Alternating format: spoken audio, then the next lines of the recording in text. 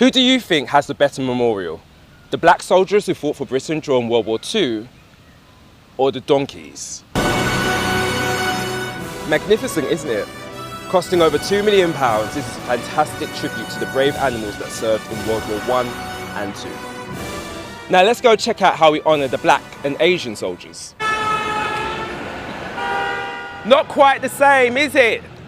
5 million volunteers from the Indian subcontinent, Africa and the Caribbean fought with Britain in both World Wars. And unlike Australia, who get their own memorial listing every town that their soldiers came from, or New Zealand, who also get their own memorial, the 5 million people of colour who served get lumped together.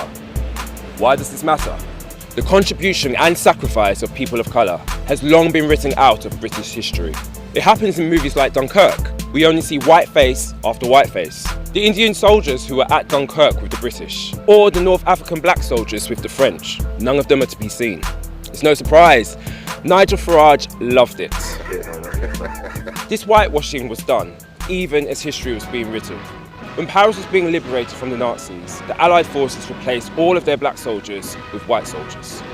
They did this just so the first soldiers that arrived in Paris would be 100% white. So think about that for a second.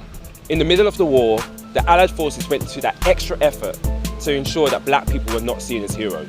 If we deliberately ignore the contribution made by black people, Asian people, Hindus, Sikhs and Muslims, then we are saying that they are not part of British history. And if they aren't part of Britain's history, then it becomes far too easy to exclude them from Britain's future. History is being written now. Make sure you're one of the people writing it.